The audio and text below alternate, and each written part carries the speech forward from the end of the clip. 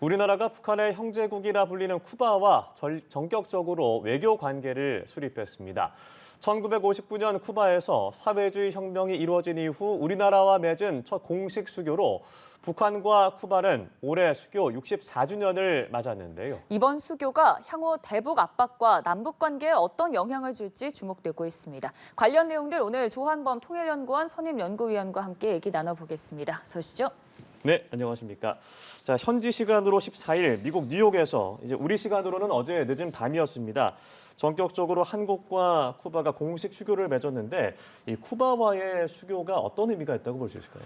지금 뭐 냉전처럼 외교 경쟁 시대는 아니죠. 네. 그러나 1959년 이제 쿠바가 이제 사회주의로 전환되기 전에는 우리와 관계가 나쁘진 않았어요. 예. 근데 그 이후로는 첫 번째 수교고 지금 유엔에 194개국이 가입이 돼 있는데 네. 이 시리아 빼고는 이제 수교가 된 거거든요. 뭐 시리아는 워낙 내정이 복잡하니까 시간이 걸릴 것 같고 뭐 팔레스타인이나 이런 나라 이런 체제들은 좀 복잡하니까 그렇게 보면 이제 우리 외교 입장에서는 이제 거의 전 그 유엔 가입국과 이제 관계를 개선하는 거고.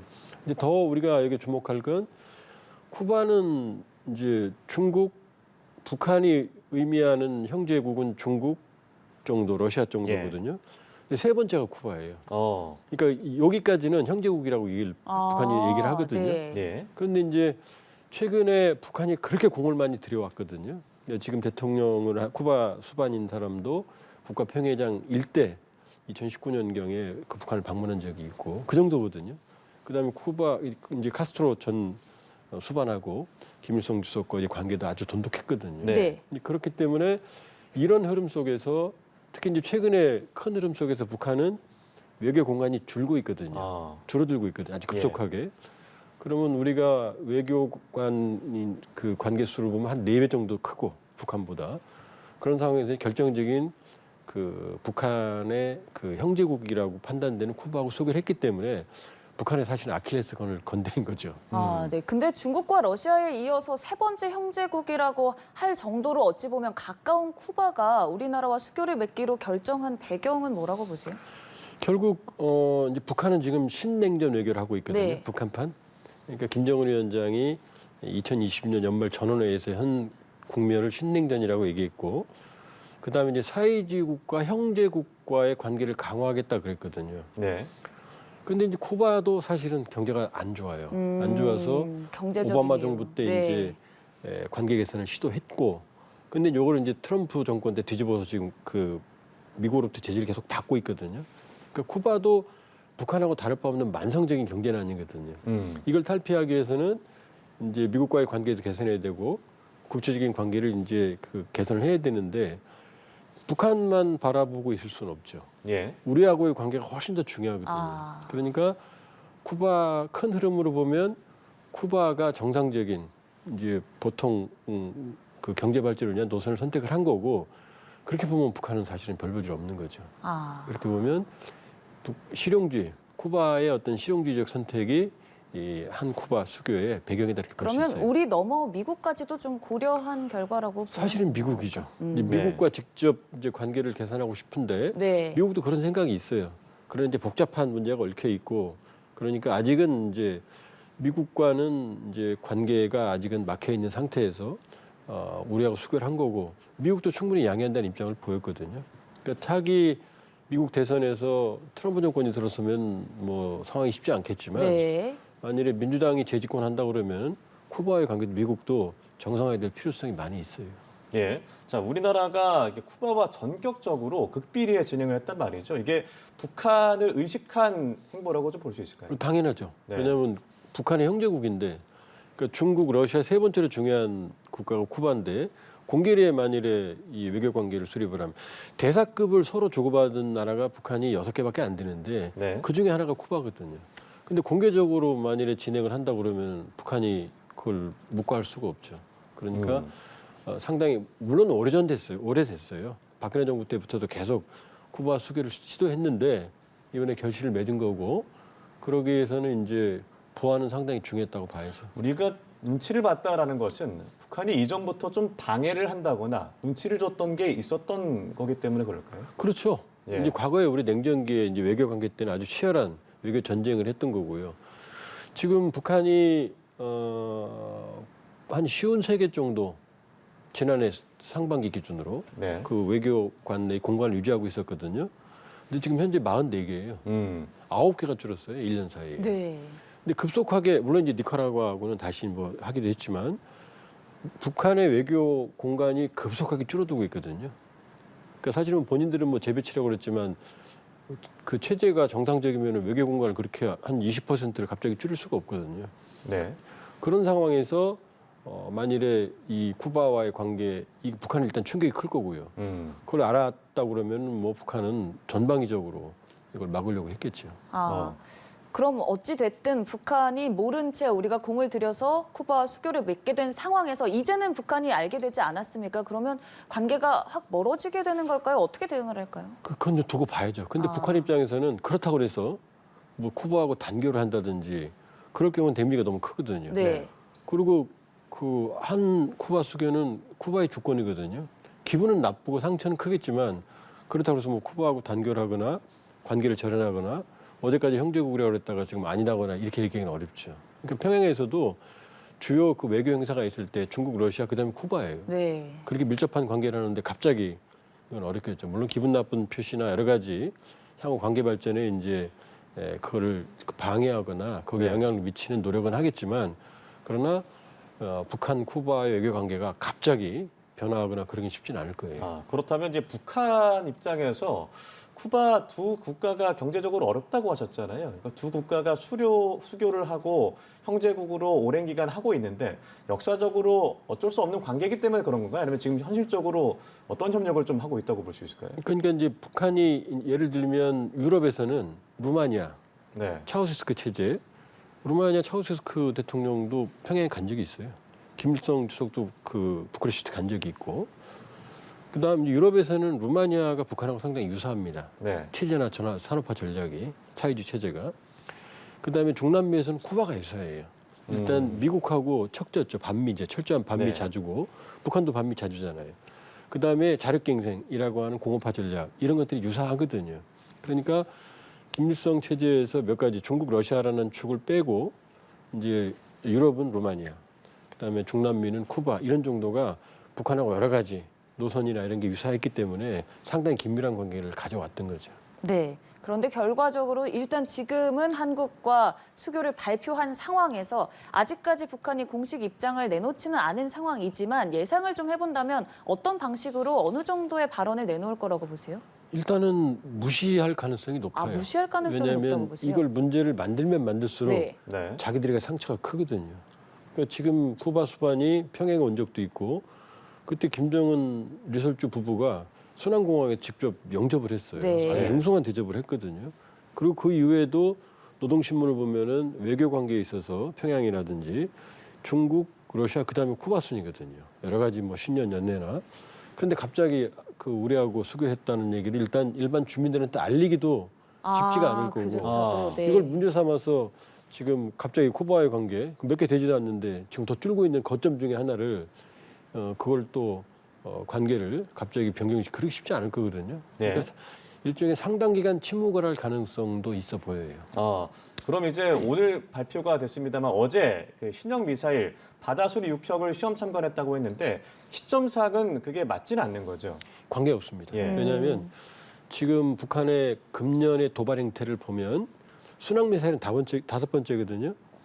근데 이 한 발이 아니라 여러 발을 계속 쏩니다. 네. 시험하는 형태로.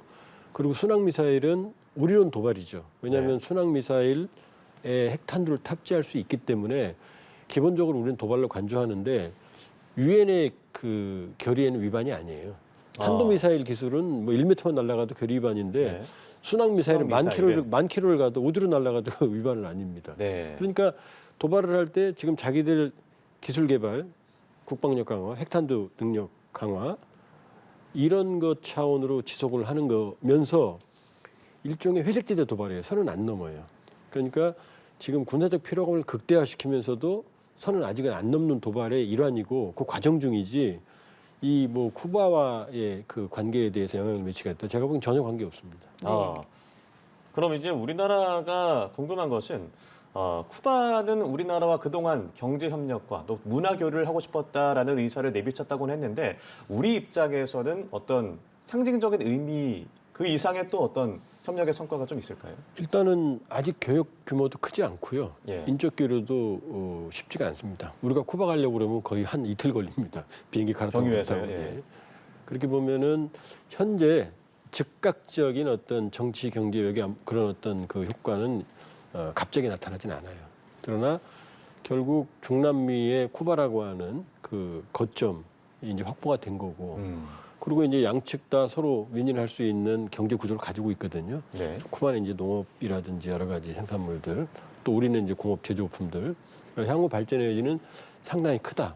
그러나 지금 이 시점에서 가장 큰 의미는 결국 지금 남북 관계가 지금 이제 대립적인 관계 상황에서 외교적인 승리고 북한에게 이제 상당히 뼈아픈 이제 그런 상황이고 그 의미가 이제 제일 부각이 될 거고 양측이 이제 상호 어떤 관계를 발전할지는 이제 두고 봐야죠. 네, 이제 막 관계 발전에 물꼬를 튼 상태니까요. 조금 더 지켜보도록 하고요. 또 동시에 북한 입장에서는 형제국이라고 여기기까지 했던 쿠바와의 관계가 좀 멀어지는 계기가 될 수도 있을 것 같은데 사실 앞서서 북한이 전면적으로 대응은 하진 않을 것이다라고 했잖아요. 그렇다면 뭐 다른 방식들을 생각을 해봤을 때 다른 형제국이었던 거점 외교 국가들인 중국, 러시아, 뭐 시리아 이런 국가들과 조금 더 가까워지는 노선을 택하는 건 아닐지라는 생각도 들거든요. 일단은 북한판 신냉전 외교를 선언했기 때문에 네. 중국과의 기존적인 관계에 러시아라는 돌파구가 생겼거든요. 네. 네. 러시아가 그다음에 이제 니카라과도 이제 거의 새로 수교를 했고 그런데 이게 북한으로선 딜레마인 게 그럼 러시아와의 관계가 지속 가능하냐? 그렇지 않거든요. 왜냐 러시아 입장에서는 우크라이나 전쟁 때문에 북한이 소중한 거지 네. 포탄 때문에 지금 뭐 우리 유럽도 지금 포탄 때문에 난리거든요. 근데 우크라이나 전쟁이 끝나면 러시아 입장에서 북한은 별볼 일 없거든요. 푸틴 대통령이 장기 집권하는 이유는 두 가지인데 하나는 러시아 민족주의 이게 이제 우크라이나 전쟁 원인이죠. 또 하나는 시베리아 극동 개발이에요. 신동방 정책 네. 경제적으로 어차피 유럽은 못 나갑니다 이제. 그럼 시베리아 극동의 천연 자원이나 지하 자원을 활용을 해서 아시아 태평양으로 나오겠다는 거거든요. 그럼 북한이 그러면 천연 자원이나 지하 자원을 팔 수 있는 나라는 아니거든요. 그걸 요구하는 건 한국이고 일본이거든요. 그러니까 북한은 통과 구간에 불과하거든요. 그러니까 쿠바가 우리를 선택한 이유도 크게 보면 글로벌 중추국가로 올라선 대한민국의 국제적 위상과 이미 체제경쟁에 실패한 북한의 위상이 그 배경인 거예요. 네. 그러니까 여기서 안 끝나죠.